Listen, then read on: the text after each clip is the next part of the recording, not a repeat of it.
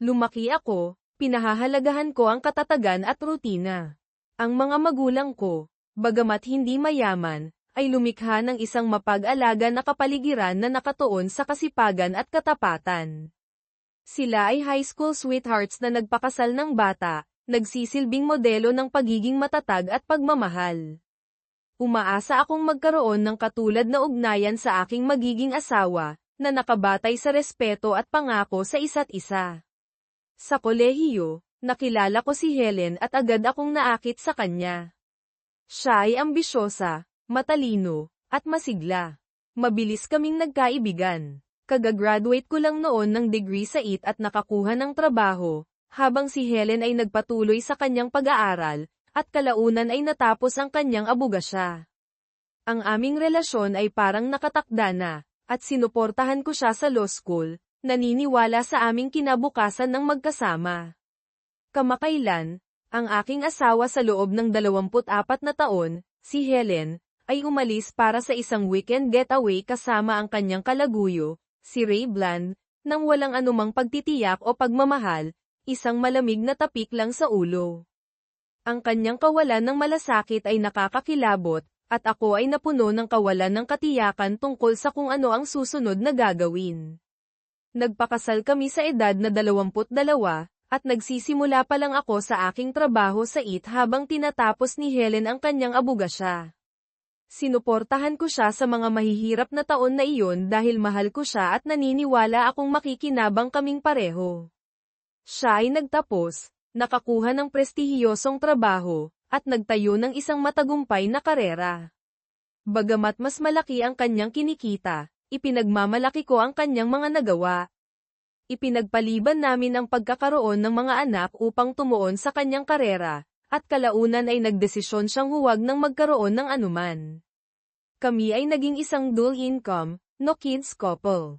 Hindi ko man lang alam kung ano ang ginagamit niyang birth control, at sa kaibuturan ng puso ko, kinamumuhian ko ang kanyang desisyon tungkol sa mga anak, ngunit sinubukan kong mag-enjoy sa buhay. Si Helen ay palaging ang nangingibabaw na kapareha, at hindi ko ikinagalit ang unahin ang kanyang mga pangangailangan. Gayunpaman, nagbago ang kanyang pag-uugali kamakailan, at ang kanyang tumaas na libido ay nakinabang sa akin hanggang kagabi. Casual niyang ipinaalam sa akin ang tungkol sa kanyang date kasama si Ray Bland, nang walang anumang pagkakasala, sinasabi na kailangan niya ng mga bagong karanasan ngunit gusto pa rin niyang magsaya kasama ko. Alam kong walang saysay ang makipagtalo, at isang malamig na kawalan ang pumuno sa akin. Hindi ko siya hinalikan ng good night o nagpaalam kinaumagahan, pakiramdam ko ay patay na siya sa akin. Sa trabaho, ako ay isang zombie, kinatatakutan ng plano ni Helen para sa gabing iyon. Alam kong hindi ko matitiis ang kahihiyan ng kanyang mga plano at natatakot sa mga kahihinatnan ng diborsyo. Sa pakiramdam na ako ay nakakulong, naisip ko na mayroon lamang isang solusyon, may kailangang mamatay. Pagdating ko sa bahay ng gabing iyon, naghahanda si Helen para sa kanyang weekend date. Habang siya ay naliligo at nagbibihis, kinuha ko ang isang armas mula sa aking briefcase at kinargahan ito. Ang plano ko ay barilin si Ray pagdating niya. Alam kong mapupunta ako sa kulungan, ngunit wala akong pakialam. Gayunpaman, bumusina lang si Ray mula sa kanyang Maserati nang hindi bumababa sa pinto. Tinapak ni Helen ang ulo ko na parang aso habang siya ay umaalis, hindi napapansin ang kargadong armas sa ilalim ng unan sa sopa. Ako ay umungol habang siya ay lumalakad palabas kasama ang kanyang overnight bag. Sa kabila ng aking galit, hindi ko siya mabaril, at ang pagtakbo palabas para barilin ang kotse ay parang walang katuturan. Pagkaalis nila, napag-isipan ko ang aming buhay ng magkasama, tinitingnan ang mga lumang litrato ng masasayang panahon sa Cancun, Paris, at aming mga Caribbean cruise. Wala nang halaga ang anuman. Wala akong support system, wala na ang aking pamilya, at walang interes si Helen sa aking buhay. Gumawa ako ng ilang pagbabago sa aming joint bank account, nagpadala ng email sa kanyang law firm tungkol sa kanyang affair, at nag-iwan ng tala kasama ang aking singsing sa kasal sa coffee table. Umupo ako sa sopa na nagbabalik tanaw sa mga mas magagandang panahon at kalaunan ay natagpuan ang lakas ng loob na kunin ang armas. Paumanhin, nanay at tatay. Umaasa akong makita kayo sa lalong madaling panahon, bulong ko bago kalabitin ang gatilyo. Nakahiga ako sa kama kasama si Ray at hindi ko naisip si Terry mula nang umalis ako ng bahay noong Biyernes. Hindi ako natuwa na binanggit siya ni Ray, ngunit tama siya. Matagal nang nawala ang mga araw ni Terry ng pagtulog buong gabi. Si Terry ay palaging mainit at mapagmahal, ngunit kung minsan kailangan ng isang babae ng higit na katuwaan. Sa totoo lang, hindi ko siya naisip man lang ngayong weekend, sabi ko. Inalis mo siya sa iyong isip. Huwag kalimutan na siya ay ilang taon na mas matanda, kaya inaasahan na iyon. Hindi mo ba naisip ang tinalakay natin kanina? Tanong ni Ray. Ang ibig mong sabihin ay gawin iyon sa harap ng iyong asawa, tanong ko, na nagtataas ng kilay ng may pag-aalinlangan. Oo, sagot ko, upang ipaalala sa kanya kung paano ang mga bagay-bagay mula ngayon. Huwag kang mag-alala, duwag si Terry. Wala siyang gagawin. Hindi niya man lang ako sinubukang pigilan nang umalis ako noong Biyernes ng gabi. Well, ang mga kuting ay maaaring maging mga mountain lion kapag itinulak ng husto, alalahanin ang kaso ni Connor, babala ni Ray. Sinabi mo na hindi kanya sinubukang pigilan. May ginawa ba siya o sinabi, patuloy ni Ray. Hindi. Umupo lang siya sa sopa. Wala siyang sinabi mula nang sabihin ko sa kanya noong Huwebes ng gabi, sagot ko. Tumawag ba siya o nag-text sa iyo? Tanong ni Ray na hindi makapaniwala. Hindi. Wala, sagot ko. Hindi mo ba nakikitang kakaiba iyon? Tanong ni Ray. Hindi naman talaga. Alam niya kung paano ako kumilos kapag nakagawa na ako ng desisyon, sabi ko. Alinman doon, o iniwan ka na niya, sagot ni Ray ng mariin. Hindi siya mangangahas. Alam niyang mahal ko siya, at sex lang iyon, sagot ko. Tiningnan ako ni Ray na para bang sinasabing, anong mali sa iyo, ngunit pagkatapos ay lamambat. Kung iyan ang sinasabi mo, huwag na tayong magpunta ulit, Fred. Hindi hanggang sa mangako kang tutulungan mo akong parusahan siya pagbalik natin bukas ng gabi, sabi ko. Okay, tutulong ako, sang-ayon ni Ray. Pumasok kami sa driveway ko huli na noong Linggo ng gabi. Ang bahay ay nakakatakot na tahimik, at ang bakuran ay hindi pa nagugupitan, isang bagay na palaging ginagawa ni Terry tuwing Sabado. Sa isip ko ay nabanggit kong kakausapin ko siya. Inaasahan ko na sa aking bagong interes, walang ibang magbabago. Handa ka na ba para dito? Tanong ni Ray. Siyempre, sagot ko. Sabihin mo, utos ni Ray. Kinuha ko ang aking bag at nagtungo sa pinto, na sumusunod ng malapit si Ray. Habang iniikot ko ang susi, naisip ko, hindi bababa sa hindi pa pinalitan ni Terry ang mga kandado. Binuksan ko ang pinto at sinalubong ako ng isang kakilakilabot na amoy. Ano ba iyon? Bulalas ko, na tinatakpan ang aking bibig at sumisilip sa loob.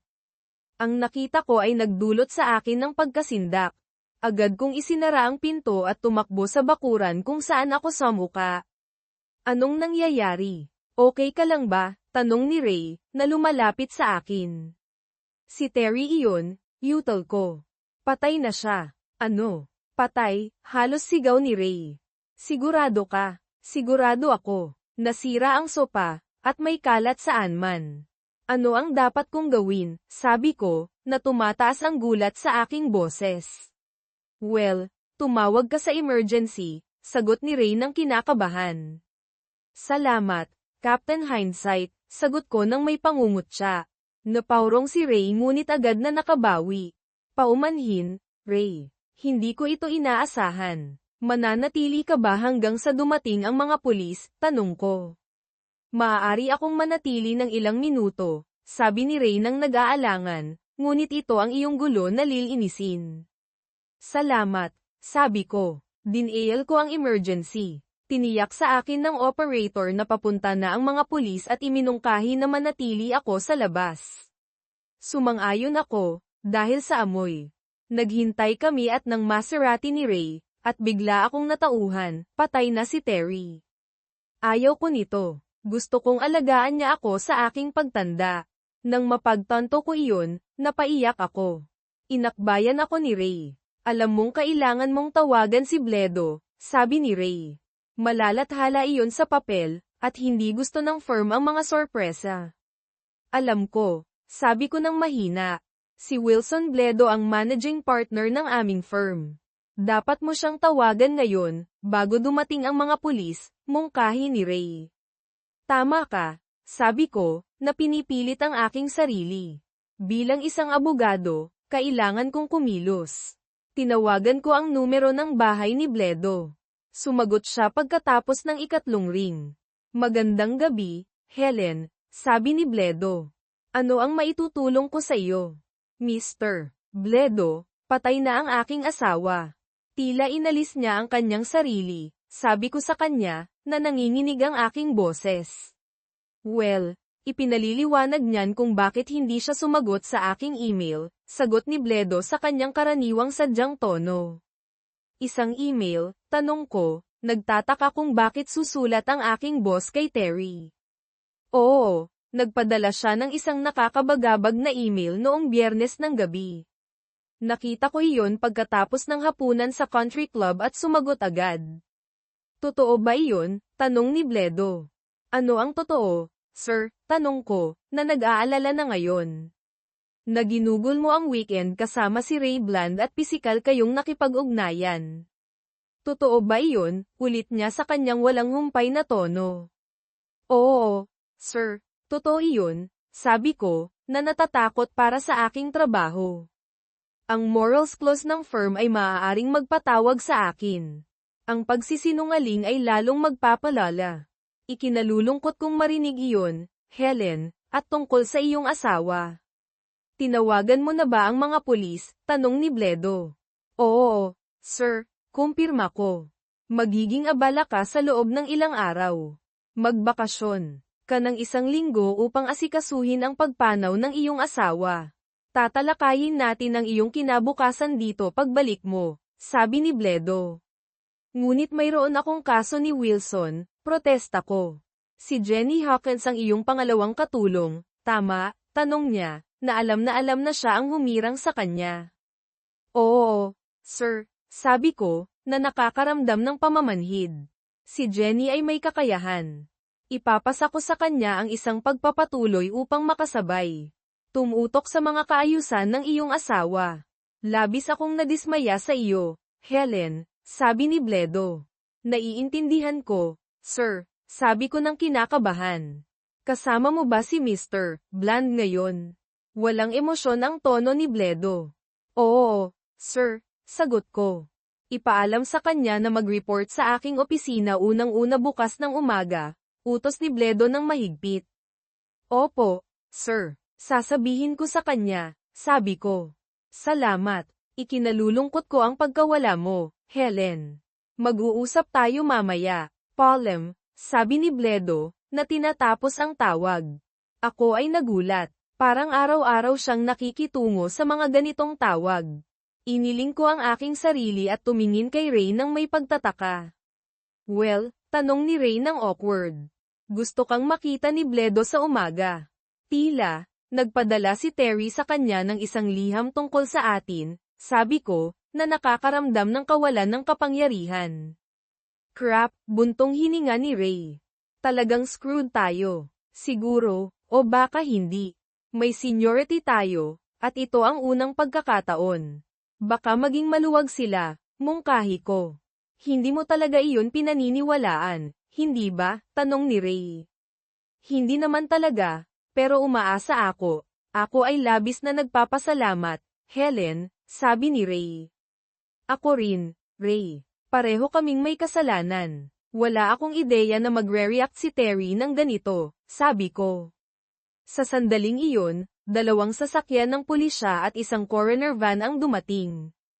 Hiniling ng isang opisyal kay Ray na ilipat ang kanyang sasakyan, at hiniling ng isa pang opisyal sa akin ang identification. Ipinakita ko ang aking lisensya, at pumasok sila sa bahay. Nang buksan nila ang pinto, tumama sa kanila ang amoy, at sinimulan ng coroner's team ang kanilang trabaho. Maaari mo bang sabihin sa akin kung ano ang nangyari, Mrs. Baker? Tanong ng opisyal. Umalis ako sa bahay noong Biyernes ng hapon. Buhay pa si Terry, nakahiga sa sopa. Bumalik ako bago tumawag sa emergency, paliwanag ko. Si Terry ba ang iyong asawa? Tanong ng opisyal. Oo, sabi ko. At wala ka buong weekend? Tanong niya, na nagtataas ng kilay. Oo, sagot ko. At ano ang ginawa mo ngayong weekend? Tanong niya nang walang kinikilingan. Kasama ko ang isang katrabaho, sagot ko ng patago, na nararamdaman ang pagpilipit ng aking tiyan. Ito ba ang ginoong kasama mo? Tanong ng opisyal. Oo, kumpirma ko, na sinisikap na manatiling detached ngunit nabigo. Nakasama na ako sa maraming interogasyon, ngunit iba ito. Nagpatuloy siya sa ilang karagdagang tanong, na sinagot ko ng maikli. Pagkatapos ng isa pang 20 minuto, tinapos ng opisyal ang pagkuha ng aking pahayag. Sinubukan kong manatiling walang pakialam, ngunit siya ay nakatuon, at nanatiling pula ang aking mukha habang ipinapaliwanag ko ang aking weekend. Kinailangan kong aminin na ginugol ko ang Biyernes ng gabi sa isang eksklusibong nightclub at ang natitirang weekend sa isang prestihiyosong apartment complex, kahit na ibinigay ang aking apartment number. Ano ang dapat kong gawin? Dalhin ang fifth, humiling ng abogado. Kinukuha lang niya ang mga pahayag ng saksi sa isang posibleng crime scene. Ako ay isa lamang bystander, kahit nakasangkot. Iyon lang muna sa ngayon, Mrs. Baker, sabi niya. Kailangan kong makausap ang iyong kasamahan. Lumakad ang opisyal para makipag-usap kay Ray, na dumadaan kung saan ako sa muka. Napansin niya ito at nagpatuloy. Gabi na, at ang mga mausisang kapitbahay ay nanunood mula sa kanilang mga bintana at balkonahe. Damn it, kailangan bang maging publiko ito? Siguro dapat ay nagtagal pa ako kay Ray at bumalik pagkatapos ng dilim. Ilang minuto ang lumipas, lumabas ang mga teknisyan na may bangkay ni Terry sa isang gurney. Nangilabot ako ngunit hindi ako makatingin sa malayo. Inilagay nila ang gurney sa van, tinupi ang kanilang mga suit sa isang bag, at umalis. Lumapit sa akin ang isang opisyal na may mga guhit ng sarhento, na may dalang 2 plastic bag. Mrs. Baker, sabi niya, ako si Sergeant Smith. Natagpuan namin ang armas na ito sa tabi ng iyong asawa. Alam mo bang mayroon siya nito? Tanong niya, na nagpapakita ng armas ni Terry. Oo, regalo iyon mula sa kanyang lolo. Matagal na niya iyon, sagot ko, na nanginginig. Nagtataka ako kung nakuha ni Terry ang armas pagkaalis ko o mayroon na siya noon pa man. Nagplano ba siyang gamitin ito kay Ray o sa akin bago ibaling ito sa kanyang sarili? Ang mga kwento ng balita tungkol sa mga pagpapakamatay na hindi ko pinansin ngayon ay parang totoo. Mahal ako ni Terry, hindi ba? Natagpuan namin ito sa coffee table, sabi ng sarhento, na hawak ang isang bag na may tala at singsing sa kasal ni Terry. Nanginginig, binasa ko ang tala sa pamamagitan ng plastik. Ito ay isang galit na liham na sinisisi ako sa kanyang pagpanaw sa aming nasirang pag-aasawa, puno ng mga salitang hindi pa niya nagamit noon. Nang inig ang mga kamay ko, ibinalik ko ang tala sa sarhento. Nanginginig ang aking mga tuhod, ngunit hindi ako bumigay. Kung hindi ako nagulat kanina, ngayon ay nagulat na ako. Natanto ko na kung nagsalita si Terry noong Huwebes, baka buhay pa siya. Ngunit hindi ako maaaring magtagal sa mga sana. Bilang isang abogado, kailangan kong harapin ang katotohanan sa harap ko, na humihinga ng malalim upang pakalmayan ang aking sarili. Tinanong ko ang sarhento, maaari na ba akong bumalik sa aking bahay ngayon? Sinusuri pa namin ang eksena, ma'am.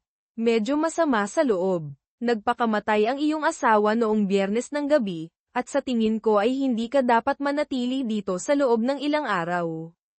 Tumawag ako ng isang cleaning service, ngunit irerekomenda ko na maghanap ka ng isang hotel hanggang Martes o Miyerkules.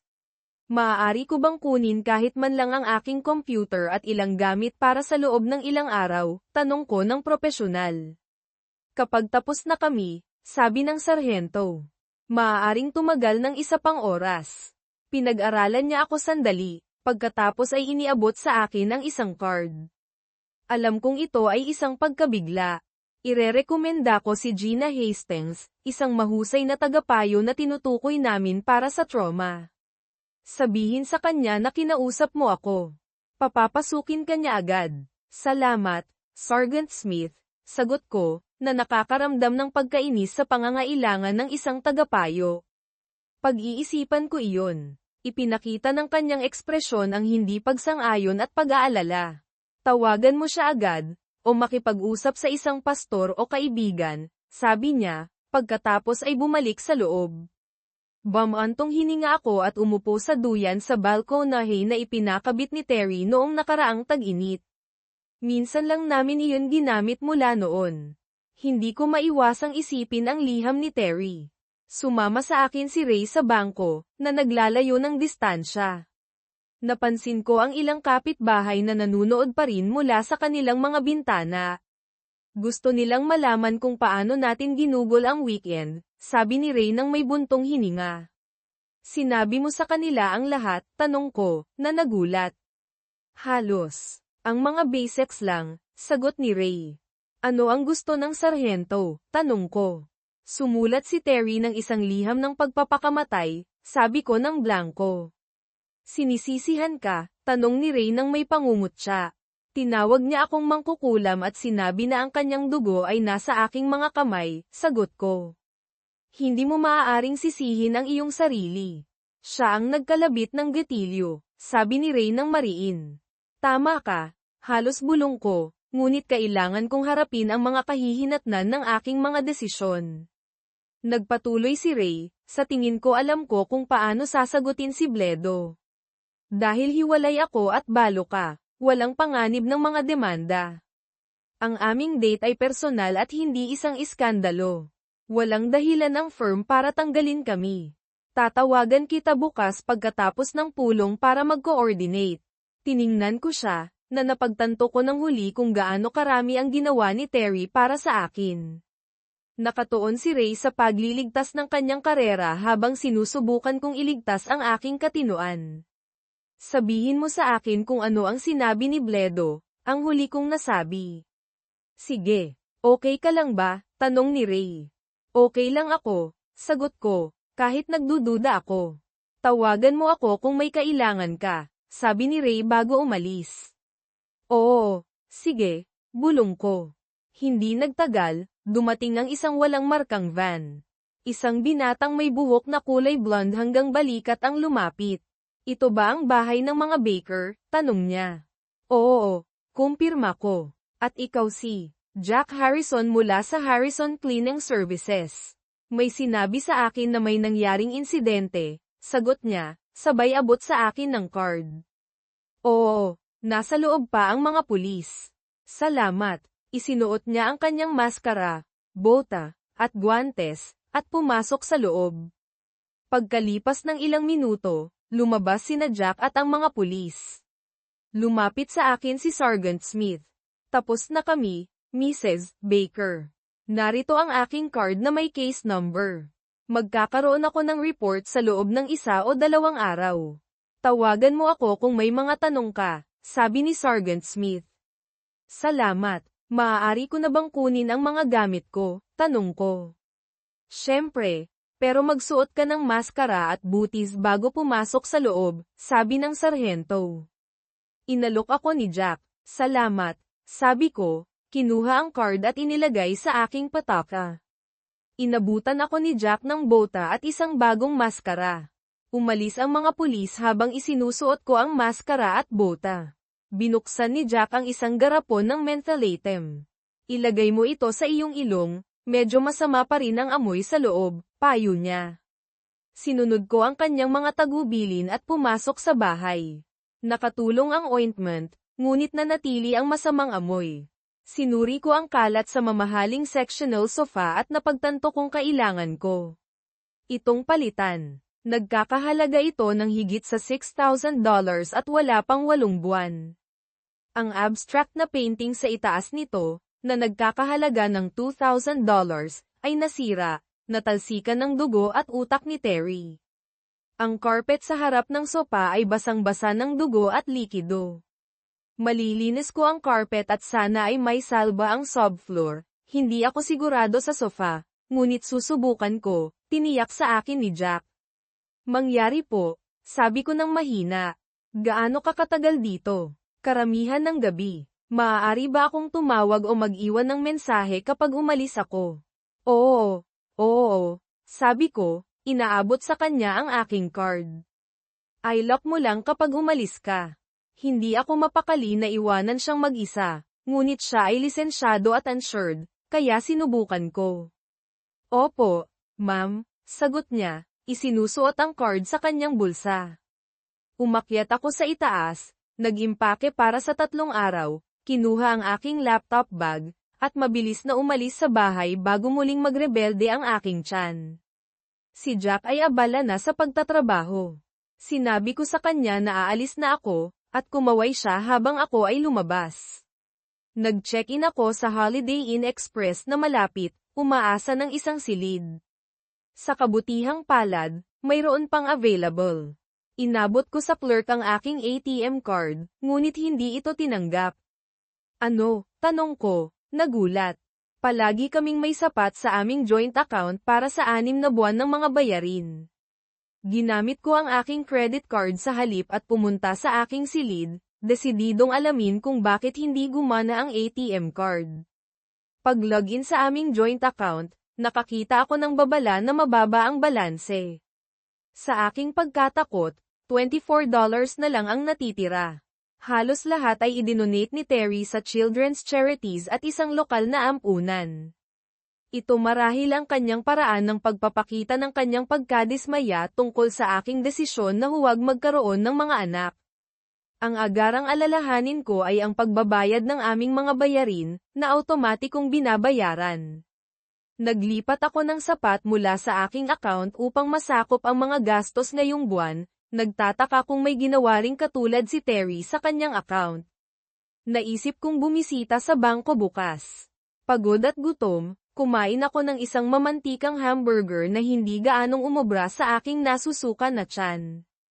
Pagbalik sa aking silid, naligo ako at naghanda para matulog, agad na nakatulog. Sa aking panaginip, narinig ko ang isang lalaking boses na nagsasabi, nakita kong nagpasya ka ring ibalik ang iyong malabag na likuran sa bahay. Parang boses ni Terry, pero mas matalas at galit. Terry, ikaw ba yan? Tanong ko, walang nakikita kundi madilim na ulap. Maaari ka bang lumabas para makita-kita? Pakiusap. Siyempre, sagot ng boses. Lumitaw ang isang anino, na labis akong tinakot nang makita kong nawawala ang kalahati ng kanyang ulo. Lumalaglag ang mga piraso ng buto. Napagtanto ko na ito ay isang bangungot. Hindi ito totoo. Hindi ka totoo. Isa ka lamang piraso ng masamang hamburger na kinain ko, pahayag ko. Sinusubukang magpakatatag. Kumislap ang kanyang mga mata ng pula, at lumapit siya sa akin. Una kong naamoy, pagkatapos ay binulag ako ng kanyang nagliliyab na mga mata. Isang sigaw na nagpapabalikwas sa akin ang nagpabalikwas sa akin at bumagsak sa aking tuhod, nakatakip ang aking mga kamay sa aking ulo. Mabuti. Okay, paulit-ulit kong sinabi. Totoo ito. Totoo ka. Mas mabuti pang maniwala ka. Ikaw na miserableng dahilan ng asawa, bulyo niya. Terry, ako, panimula ko, pero itinaas niya ang kanyang kamay para patahimikin ako. Tumahimik ka. Bruha, nasa konsensya mo ito. Ano sa tingin mo? Tanong niya. Ibinaling ang kanyang ulo upang ipakita ang sugat na labasan.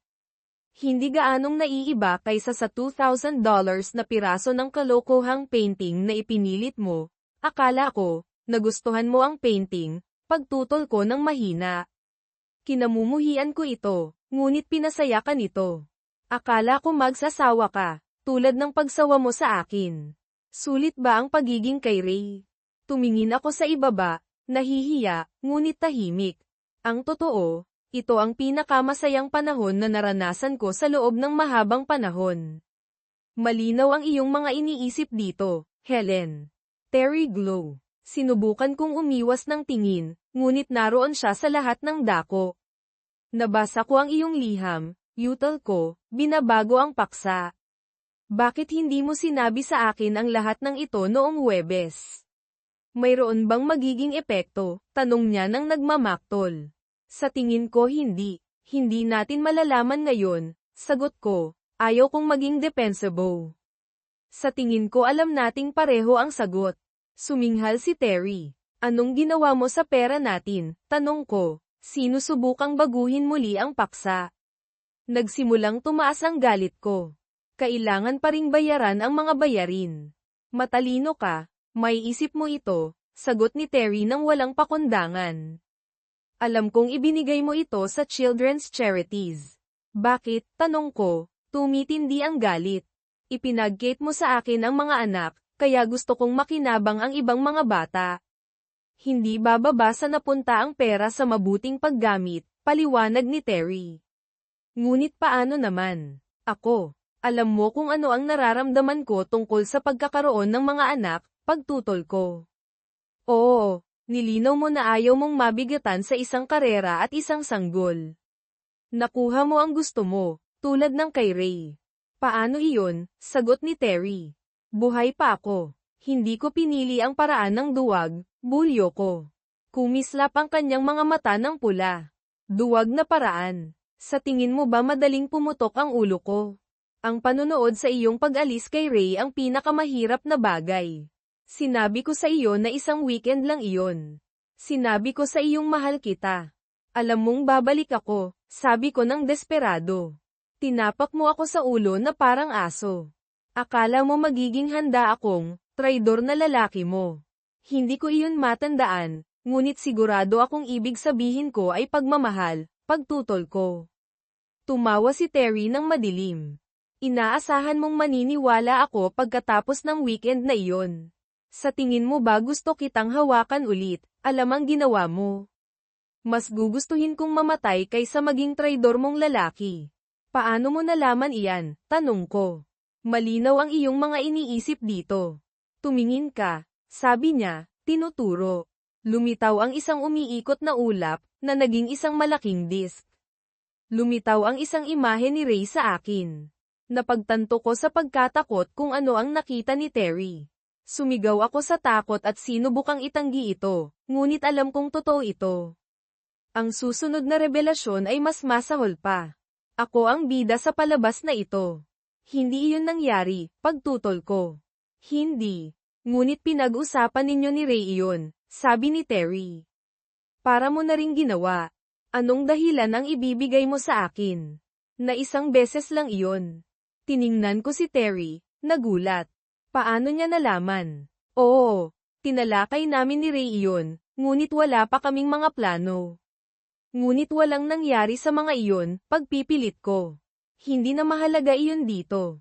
Ang pag-iisip at pakikipag-usap tungkol dito ay katulad ng paggawa nito, sagot ni Terry. At ano ang lugar na ito?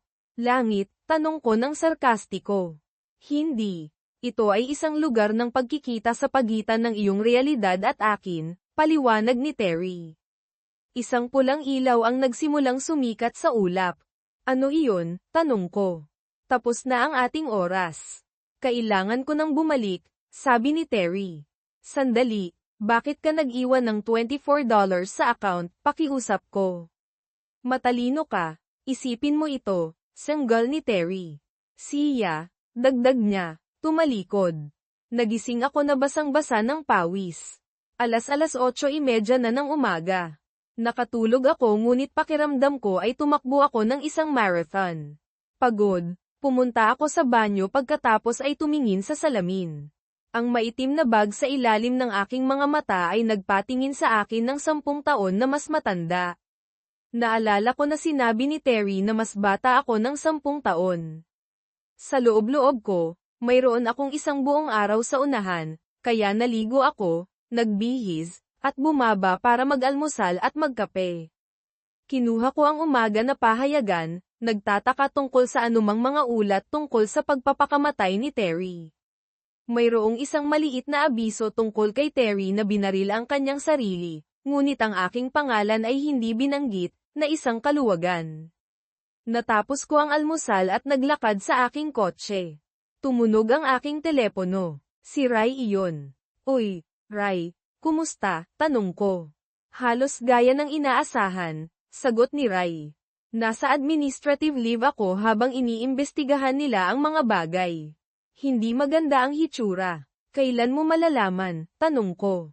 Sa loob ng 2 linggo, ngunit hindi ako naghihintay. Kumusta ka? Tanong ni Rai. Okay lang ako, sabi ko, hindi binabanggit ang aking bangungot. Pagkatapos ay tinanong ko, mayroon bang iba sa opisina na nakakakilala ng sino man na may internal email? Sabi ni Rai, mukhang sinabi ng iyong asawa sa lahat. Kalokohan. Napabuntong hininga ako. Gusto mo bang magkita tayo para sa tanghalian? Marami akong dapat gawin ngayon. Bukod pa rito, hindi magiging matalino sa ilalim ng mga pangyayari, sagot ni Rai. Tama ka. Tawagan mo ako kung may kailangan ka, sabi ni Rai. Tinapos namin ang tawag. Sinuri ko ang aking mga mensahe. Umalis si Jack sa bahay sa ganap na 5:30 AM. Mayroon din akong mensahe mula sa aking kapatid, si Janice. Nakita ko ang pahayagan. Si Terry mo ba iyon na nag-alis ng kanyang sarili? Text ni Janice. Oo, text ko pabalik. Tatawag ako mamaya. Mas matanda si Janice ng 2 taon at madalas maglaro ng inang manok. Wala ako sa mood na makipag-away sa kanya. Nagmaneho ako sa bahay at ipinarada sa garahe. Sa loob, wala na ang amoy ng dugo ni Terry, pinalitan ng malakas na amoy ng mga panlinis na produkto. Iniiwasan kong huminga ng malalim upang hindi matuyo ang aking mga baga. Naglalakad sa harap na silid, nagulat akong makita na halos bago ang hitsura ng sopa. Bagamat ililigtas ako nito sa pagpapalit ng $6,000 na sopa, nanumpa akong hindi na ako uupo dito muli. Saglit akong nagalit kay Terry dahil hindi niya pinili ang kanyang upuan. Napansin ko na nailigtas din ang painting sa itaas ng sopa, salamat kay Jack. Nasisiyahan sa trabaho ni Jack, umakyat ako sa aming home office. Tinipon ko ang mga folder na may impormasyon sa bangko ni Terry, ang aming mga will, at ang patakaran sa insurance sa mortgage. Inilalagay ang mga ito sa aking briefcase. Nakakatakot na tahimik ang bahay kung wala si Terry. Naririnig ko ang pagtibok ng grandfather clock, at sa isang sandali, akala ko may naamoy akong nabubulok. May damaloy na ginaw sa aking gulugod. Ngunit inalis ko ang pagkabalisa at ipinagpatuloy ang aking mga gawain. Napagtanto ko na kailangan kong ipaalam sa trabaho ni Terry tungkol sa kanyang pagpapakamatay. Ang answering machine ay may ilang mga mensahe mula sa kanyang trabaho na nagtataka tungkol sa kanyang pagkawala. Tumawag ako pabalik at kinausap si Allison Jones, ang kanyang supervisor. Helen, okay lang ba ang lahat? Tumawag na kami ng ilang beses. Okay lang ba si Terry? Tanong ni Allison ng balisa. Hindi. Allison, patay na siya, sagot ko ng kalmado hanggat kaya ko. Patay. Oh my God! Anong nangyari? Inatake ba siya sa puso? Hindi. Binaril niya ang kanyang sarili. Sabi ko, nagtataka sa aking kalmado. Nako, bumantong hininga si Allison. Kailan nangyari? Biyernes ng gabi. Wala ako noong weekend, sabi ko, umaasa na maiwasan ang higit pang mga tanong. Ikinalulungkot ko, Helen. Ipaalam mo sa amin ang tungkol sa LeMay. Gustong dumalo ng lahat dito, sabi ni Allison. Hahayaan ko ang HR na makipag-ugnayan sa iyo tungkol sa insurance at sa kanyang 401k. Tumawag ka kung may kailangan ka. Salamat, Allison. Pinahahalagahan ko ito, sabi ko. Tinapos namin ang pag-uusap, at nakaramdam ako ng ginhawa. Mas maganda ang resulta kaysa sa inaasahan. Sinigurado ng kumpanya ni Terry ang mga empleyado sa loob ng 2.5 beses ng kanilang sweldo, na maaaring umabot sa $250,000. Umaasa ako na walang clause sa pagpapakamatay, at alam ko na magiging kapaki-pakinabang ang kanyang 401k. Ibinaba ko at napansin ang nakakatakot na katahimikan ng bahay. Nakatira kami dito ng higit sa 20 taon, halos magandang taon. Ngayon ang bahay ay parang isang libingan. Ang mga alaala ni Terry ay nasa lahat ng dako, bagamat salamat na wala ang kanyang multo. Nakaramdam ako ng ginaw at naisip na may nagmamasid sa akin, ngunit tiniyak ko sa aking sarili na ako ay nag-iisa. Binuksan ko ang mga bintana upang alisin ang amoy ng kemikal at mabilis na umalis sa bahay, patungo sa bangko. Sa bangko, tinanong ko ang teller tungkol sa balanse ng account ni Terry. Mayroon kaming access sa mga account ng isa't isa para sa mga emergency. Sumimangot ang teller sa kanyang computer at pagkatapos ay pumunta para kunin si Arnold Johnson, ang bank manager, na nag-imbita sa akin sa kanyang opisina. Mrs. Baker, natutuwa akong dumating ka. Plano kong tawagan ka mamaya, sabi ni Arnold. Ah, bakit? Tanong ko, nakadarama ng kuryusidad at pagkabahala. Na-flag ng aming sistema ang maraming transaksyon noong weekend mula sa 2 sa iyong mga account. Gusto kong tiyakin na alam mo, sabi ni Arnold. Alam kong gumawa ang aking asawa ng ilang mga donasyon sa kawanggawa noong Biyernes nang hindi kumukonsulta sa akin. Inasahan kong mapipigilan at makakansela ang mga ito bago sila mapubliko. Gusto ko ring suriin ang aktibidad sa kanyang account. Tinaas ni Arnold ang kanyang kilay at tumingin sa monitor bago sumagot, sa kasamaang palad, hindi iyon posible, Mrs. Baker. Pinroseso ang mga donasyon bago mismo ang deadline noong Biyernes, kaya karamihan sa kanila ay naipasa na. Kailangan ko ang perang iyon, pakiusap ko. May paraan pa ba para maibalik ito? Maaari kang makipag-ugnayan sa kanila at ipaliwanag ang sitwasyon. Maaaring ibalik nila ang pera, ngunit walang garantiya, paumanhin ni Arnold. Maaari kitang bigyan ng printout ng lahat ng mga tatanggap. Ito ay isang mahabang listahan. Ang isang simpleng apela ay malamang na hindi gagana, at ang pagdedemanda sa lahat ng mga kawanggawa ay magkakahalaga ng higit sa mga legal na bayarin at higit pang masisira ang aking reputasyon. Naiisip ko ang mga headline, Sekim na abogado nagdemanda sa mga kawanggawa. Kung walang iba, magkakaroon ka ng malaking bawas sa buwis, sabi ni Arnold, sinusubukang pag-aanin ang mod. Tinitigan ko siya, naguguluhan sa kanyang pagtatangkang magpatawa. Pagkatapos ng ilang awkward na sandali, nilinaw niya ang kanyang lalamunan at umiwas ng tingin. Paano naman ang account ni Terry? Tanong ko, binabago ang paksa. Sinuri ni Arnold ang kanyang computer. Sa loob, mayroon siyang sapat upang panatilihing bukas ang account. Nagkaroon ng maraming aktibidad noong Biyernes. Binayaran niya at kinansela ang kanyang credit card at gumawa ng malaking pagbabayad sa Westside Funeral Home and Crematory. Tumama iyon sa akin ng husto. Maingat na pinlano ni Terry ang kanyang pagpapakamatay. Paano naman ang ibang mga account natin? Tanong ko. Hindi niya ginalaw ang mga iyon. Buo pa rin ang inyong pinagsamang ipon at sertipiko ng deposito, sabi ni Arnold. Mabuti, sagot ko, nakahinga ng maluwag. Kailangan ko ring mag-apply ng insurance sa aming mortgage. Iniabot ko sa kanya ang mga papeles. Mukhang nasa ayos naman ang lahat, sabi ni Arnold, naglabas ng isang form. Punan mo ito at ibalik kasama ang kopya ng death certificate. Kung mas maaga, mas mabuti. Papadalhan ko ng abiso ang home loan office. Salamat, Arnold, sabi ko, isinuksok ang form sa aking briefcase. Walang anuman, Mrs. Baker. Nakikiramay ako. Kung may kailangan pa kayo, tumawag lang po kayo, sabi ni Arnold habang nagkamayan kami. Sa kabila ng kanyang pagiging propesyonal, parang hinuhusgahan niya ako. Nagpasalamat ako at umalis sa bangko na bahagyang gamaan ang pakiramdam. Huminto ako sa tindahan para bumili ng merienda at saka pumunta sa Westside Funeral Home. Sinalubong ako ng isang payat na lalaki sa puting polo at kurbata. Welcome sa Westside Funeral Home.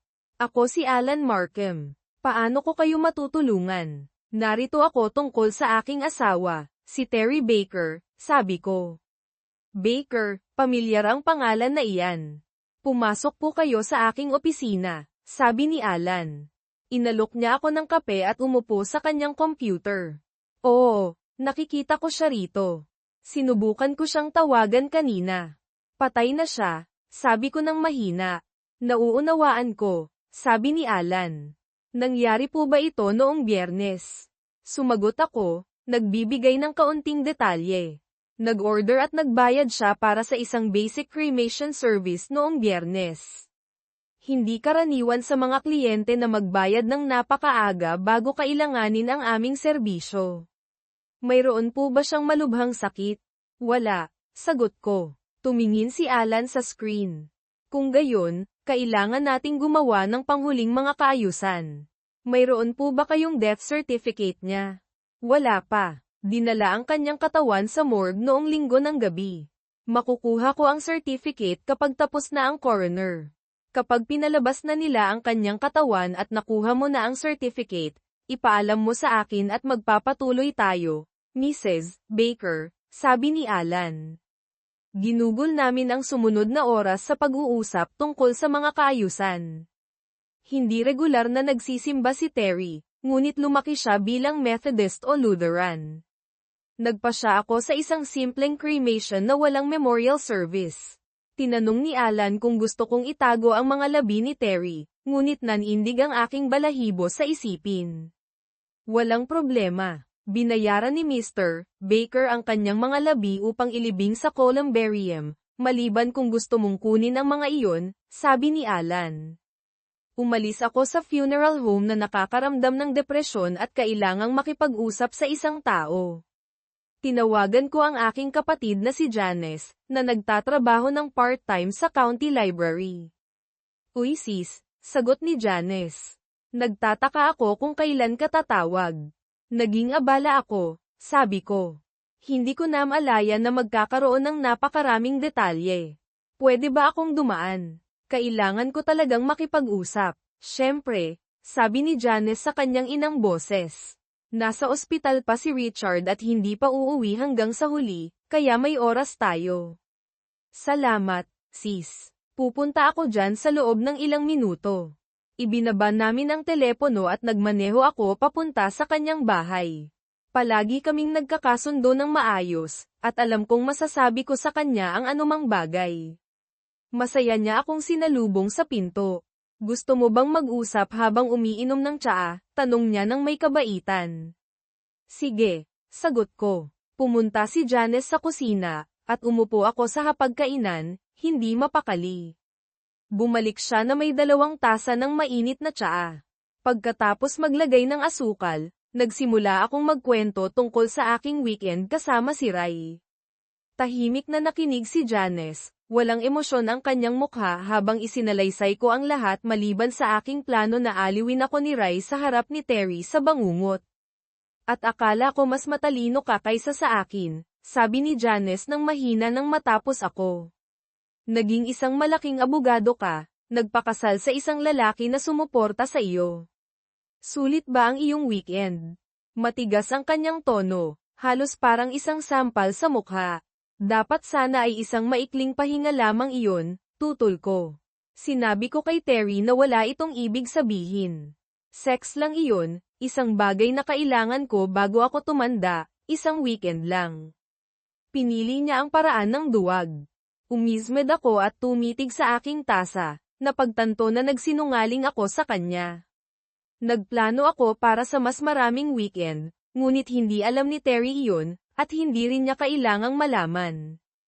Ang sex, at inaasahan mong sasalubungin ka niya pabalik na parang walang nangyari.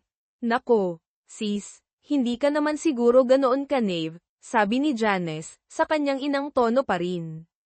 Nakaramdam ako ng pagkagalit. Ako ay isang magandang babae, at gusto ko ng kumpirmasyon na ako ay makatwiran. Sumulyap ako sa kanya at nakita ang pag-aalala sa kanyang mga mata, na parang nababasa niya ang aking isip. Pagkatapos ay humigpit ang kanyang tono. Kung umuwi si Terry at sinabi na pupunta siya kasama ang isang babae para sa weekend, sasalubungin mo ba siya ng bukas palad? Hindi ko inaasahan iyon mula sa aking kapatid. Hindi kailanman magtataksil si Terry sa akin. Hindi siya ganoong uri ng tao, at kung gagawin niya iyon, sisirain ko siya sa diborsyo, sagot ko nang walang pag-iisip. Kahit na nagsasalita ako, napagtanto ko kung paano ito tunog. Kaagad kong inamin na ako ang uri ng tao na gagawa noon. Hindi kumurap si Janice, dahil kilala niya akong masyado para magulat.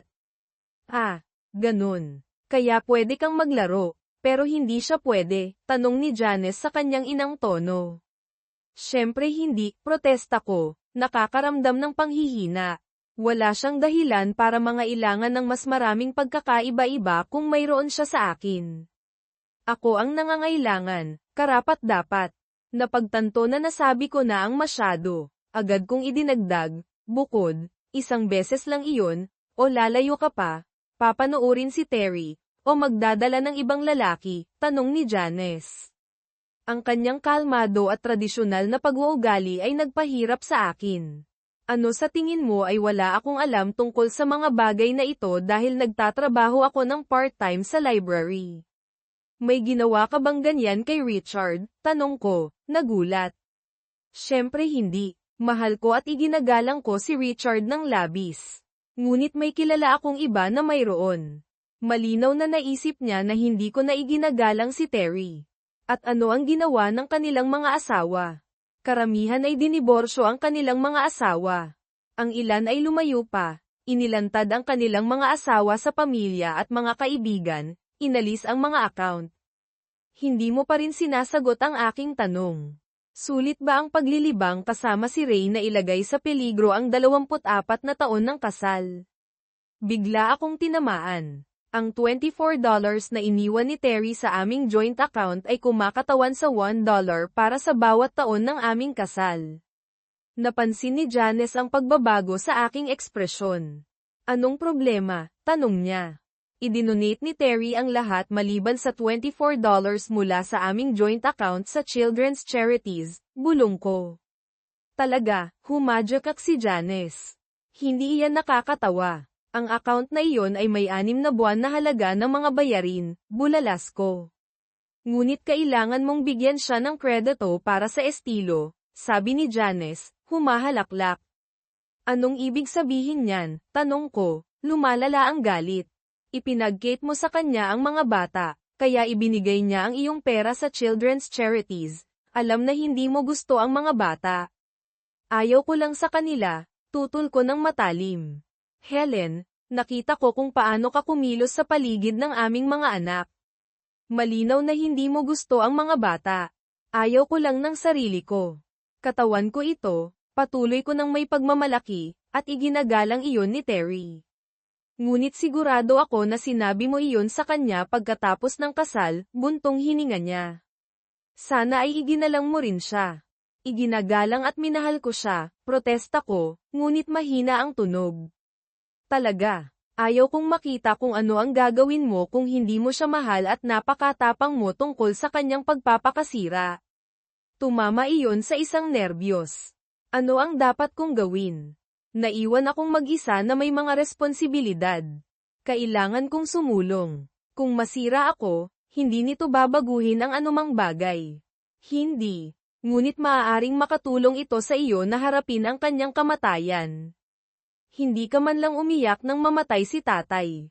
Isang mahabang paghinto ang sumunod. Tumingin si Janice sa akin sa mata. Itinatago mo ang lahat at isa kang potensyal na time bomb, isang functional psychopath, o lubhang manhid. Sa madaling panahon, lalabas ito.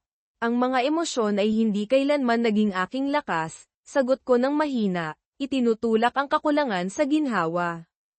Oo, alam ko. Kaya ano ngayon? Tanong ni Janice. Wala akong pagpipilian kundi ang sumulong, sabi ko ng mapait. Hindi mo kailangan, ngunit narito kami ni Richard para sa iyo. Maaaring hindi namin sinasang-ayunan ang iyong mga pagpipilian, ngunit pamilya ka. Salamat, Janice. Pinahahalagahan ko ito. Sabi ko, nakakaramdam ng pasasalamat. Ginugol namin ang sumunod na oras sa pag-uusap ng maliit na usapan, na nakatulong upang pag-aanin ang aking pagkabalisa. Pauwi na si Richard, sabi ni Janice, sumulyap sa isang text message. Gusto mo bang manatili para sa hapunan? Mga tira-tira lang iyon. Ang iyong mga tira-tira ay palaging masarap, sabi ko. Gusto kong manatili. Masarap ang aming hapunan. Iniiwasan ng elepante sa silid, na ayos lang sa akin. Si Richard ay hindi gaanong madaldal ngunit nagpakita ng ilang banayad na empatiya. Nang pumasok siya, tumango siya sa akin at nakipagpalitan ng mabilis at banayad na mga kilos kay Janice malalim, may asawang komunikasyon. Iniwas ko ang tingin, nagtataka kung kailan nawala ni Terry at ako ang koneksyon na iyon. Ang hapunan ay lasagna, at si Janice, na sanay sa pagluluto para sa isang malaking pamilya, ay gumawa ng higit sa sapat. Inihain din niya ang kanyang gawang bahay na apple pie, na palagi kong gusto, kaya tumanggap ako ng masaganang hiwa, natapos namin sa isang maliit na baso ng alak at magaan na pag-uusap. Napagtanto na oras na para umalis, nagpasalamat ako kay Janice at tumungo sa pinto. Pinigilan ako ni Janice, inilagay ang kanyang braso sa aking mga balikat. Mahal ka talaga namin, Helen, bulong niya, mahigpit akong niyakap. Salamat, bulong ko pabalik, nagulat. Mahal din kita. Kung may kailangan ka, tumawag ka lang, dagdag ni Richard ng tahimik. Salamat, sabi ko sa kanya. Nagpaalam kami, at nagmaneho ako pabalik sa hotel. Pagbalik sa aking silid, binuksan ko ang TV para sa ingay sa background, nagpalit ako ng damit pantulog, at humiga. Nakatuon ang aking mga mata sa TV, ngunit muling pinatugtog ng aking isip ang aking pag-uusap kay Janice. Talaga bang ako ay walang malasakit at makasarili gaya ng iminungkahi niya? Oo, narinig kong sagot ni Terry, na ikinagulat ko. Nakasandal siya sa pader, nakatingin sa akin. Paano? Bakit ka narito? Tanong ko, nagtataka. Nakakatulog ka, humadyak siya. Mumultuhin mo ba ako sa bawat panaginip? Tanong ko, nakakaramdam ng malamig na hukay sa aking tiyan. Iyon ang plano, sagot niya na may baluktot ng ngiti, na ginagawang nakakatakot ang kanyang nakalantad na bungo. Kaya, sa tingin mo talaga ay isa akong walang malasakit, walang emosyon, makasariling mangkukulam, tanong ko ng buong tapang. Oo, sagot ni Terry, hindi nahihiya. Ipinapakita iyon ng iyong mga aksyon. Tumango siya patungo sa TV. Sa aking pagtataka, nagpakita ito ng mga eksena mula sa aking buhay. Pamatak ang mga luha habang pinapanood ko ang aming kasal, nakikita kaming bata, masigla, at puno ng pagmamahal. Habang nagpapatuloy ang pelikula, nakita ko ang mga pagbabago sa akin. Si Terry ay palaging sumusuporta, nagtatrabaho ng husto upang matapos ko ang pag-aaral.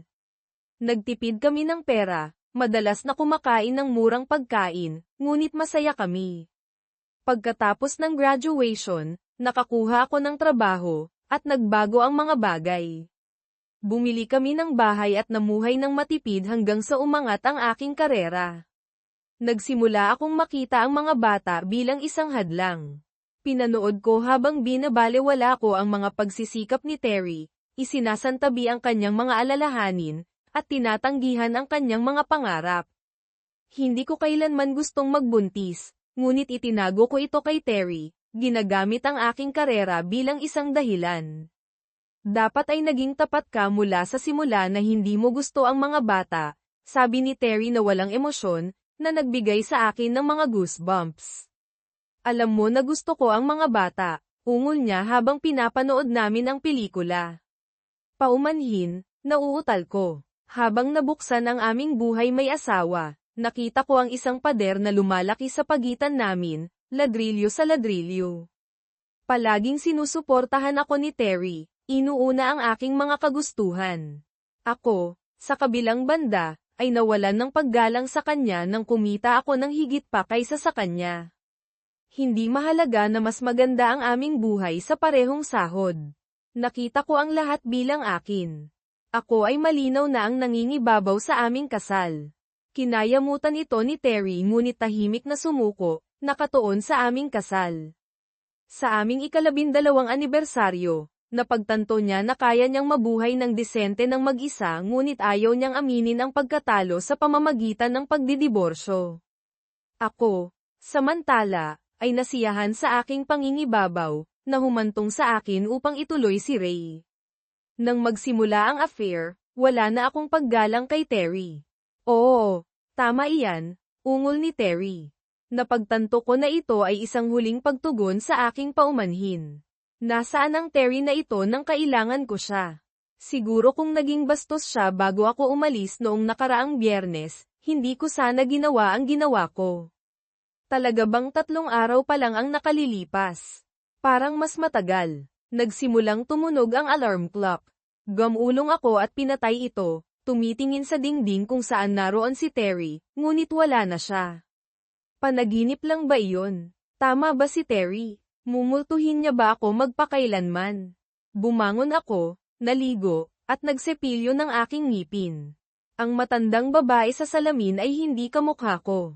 Mukha at pakiramdam ko ay kakilakilabot. Sa kabila ng paggastos ng magdamag sa kama, nakaramdam ako ng pagod. Nag-impake ako, nag-almusal, at nag-check out. Mas mabango ang bahay kaysa kahapon ngunit parang isang creep pa rin. Ang silid tulugan ay parang isang refrigerator, at ang pagdaan sa sopa ay parang paglalakad sa isang bukas na freezer. Ang pag-iisip na umupo dito ay nagpindot sa akin. Hindi ko alam kung ano ang susunod na gagawin ni Terry. Mumultuhin lang ba niya ang aking mga panaginip? Naglakad-lakad ako, nag-iimbentaryo ng mga gamit ni Terry. Pagkatapos ay napagtanto ko na kailangan kong makipag-usap kay Jerry Smith, isang sertipikadong estate planner sa aming firm. Malamang na magagalit siya na ipinaalam ko sa bangko ang tungkol sa pagkamatay ni Terry. Ngunit hindi ako masyadong nag-aalala. Nagtataka ako kung kailan ka tatawag, sabi niya, sumasagot sa telepono. Pinanatili ko ang aking tono na negosyante, ipinapaliwanag kung ano ang nagawa ko, at tiniyak niya sa akin na hahawakan ang lahat. Isa itong perk ng pagtatrabaho sa isang law firm at magpapagaan ng malaking pasanin. Salamat, Jerry, pinahahalagahan ko ito, sabi ko, sinusubukang tumunog na taos-puso sa kabila ng pagtingin na pagod. Walang problema, iyon ang binabayaran sa akin. Maaari mo bang tipunin ang lahat ng iyong mga dokumento sa pananalapi at dalhin sa akin ngayong hapon? Tanong ni Jerry. Oo, pupunta ako dyan sa 3:00, sagot ko. Gana sa akin, sabi ni Jerry. Ginugol ko ang umaga sa pangangalap ng kung ano ang kailangan ko, kasama ang isang kopya ng will ni Terry. Nakaramdam ito ng kakilakilabot habang paminsan-minsang malamig na ihip ay umiihip sa kabila ng saradong mga pinto at bintana. Narinig ko ang mga langit-ngit na parang may naglalakad sa itaas, ngunit isinisi ko ito sa nerbiyos at nagpatuloy sa pag-iimpake. Pinalma ako ng isang mainit na shower, at nagpalit ako ng isang bagay na hindi gaanong casual kaysa sa maong ngunit mas casual kaysa sa aking karaniwang mga business suit. Sa opisina, tiningnan ako ng lahat ng masaya, pagkatapos ay mabilis na umiwas ng tingin. Malinaw na alam nila ang tungkol sa aking weekend kasama si Ray.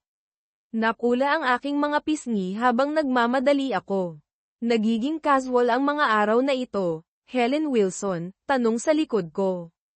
Lumingon ako upang makita si Wilson na nakangiti, ngunit hindi nito naabot ang kanyang mga mata.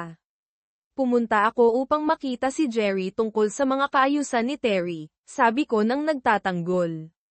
Ito ang pinakamakatwirang bagay na nagawa mo mula noong Biyernes, sagot niya ng pantay-pantay. Kapag tapos ka na, pumunta ka sa aking opisina ng ilang minuto. Sige, sabi ko, kinakabahan tungkol sa aking karera. Si Wilson, ang managing partner, ay isang makalumang ginoo, ngunit nakilala ko ang isang utos nang marinig ko ang isa. Sa wakas ay narating ko ang opisina ni Jerry.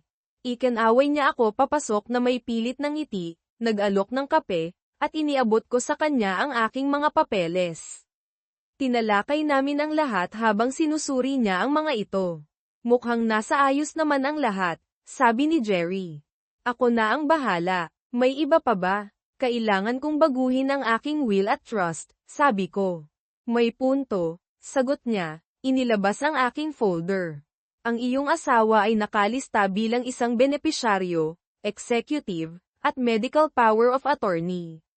Gusto kong palitan siya ng kapatid ko, si Janice Hopkins, sabi ko, at bigyan siya ng power of attorney, para sigurado lang. Sige, isulat mo lang sa lapis at lagyan mo ng inisyal. Aayusin ko ang mga pagbabago sa loob ng 1 o 2 araw. Salamat, Jerry, sabi ko, tinatapos ang aming pagpupulong. Naglakad ako papunta sa opisina ni Wilson, napansin ang mapanuyang tingin ng sekretarya na para bang istorbo ako. Helen, pasok ka, maupo ka, sabi ni Wilson na may kaaya-ayang ngiti. Kumusta ka? Mahirap, sagot ko ng maingat. Mukhang hindi ka nakatulog ng maayos, puna ni Wilson na may pag-aalala. Hindi naging madali, pag-amin ko, nag-aalangan na sabihin sa kanya ang tungkol sa aking mga panaginip. Tumango si Wilson at nagpatuloy, siguro nagtataka ka kung bakit kita pinatawag. Nagsimula si Wilson, hindi masaya ang mga senior partners. Nagpadala ng mga email ang asawa mo sa lahat ng nasa kumpanya, at malamang na kumalat na ang impormasyong ito sa labas. Nasira ang iyong personal at propesyonal na kredibilidad. Ang tanging dahilan kung bakit hindi ka pa natatanggol ay ang iyong huwarang 20 taong record dito. Pinag-isipan ko ang kanyang mga sinabi at ang hindi niya sinabi. Dahil sa kanyang tingin, nagdesisyon ako na sana'y hindi ko pagsisihan. Siguro dapat na akong magsumite ng aking resignation, sabi ko ng mahina, nakakaramdam ng buhol sa aking tiyan. Nagkunwari si Wilson na pinag-iisipan ito bago tumango. Gusto man kitang panatilihin, Helen, sa tingin ko ito ang pinakamabuti. Dahil sa iyong serbisyo at record, papayag ang mga partners na panatilihin ka sa payroll hanggang sa katapusan ng buwan. Magbibigay ito sa iyo ng panahon upang asikasuhin ang mga bagay ng iyong asawa. Magbubuo rin kami ng isang makatwirang severance package. Matalino ka at determinado, makakabangon ka rin. Salamat, Mr. Wilson, sabi ko ng mahina. Parang hindi totoo. Oo naman, baka gusto mong isipin ang pagbabago ng kapaligiran. Nakapunta ka na ba sa Boise? Tanong niya. Sa Idaho. Hindi. Bakit? Sagot ko, nagtataka. Ang isang kaibigan ko sa high school ay namamahala ng isang kumpanya doon at nangangailangan ng isang taong may karanasan mo. Maaari kong ibigay sa kanya ang iyong pangalan, alok niya. Sige, sagot ko ng nag-aalangan. Magaling, ipapaalam ko sa kanya. Narito ang kanyang card, sabi ni Wilson, inaabot sa akin ang card. Sinulyapan ko ito at inilagay sa aking pataka. Maaari ko bang itanong tungkol kay Ray? Ano ang mangyayari sa kanya? Tanong ko. Mukhang nag-isip si Wilson ng ilang sandali bago sumagot. Hindi ako maaaring magbigay ng mga detalye. Pero sabihin na lang natin na naubos na ni Mr. Bland ang anumang kabutihang loob. Hindi ikaw ang unang associate na sinira niya ang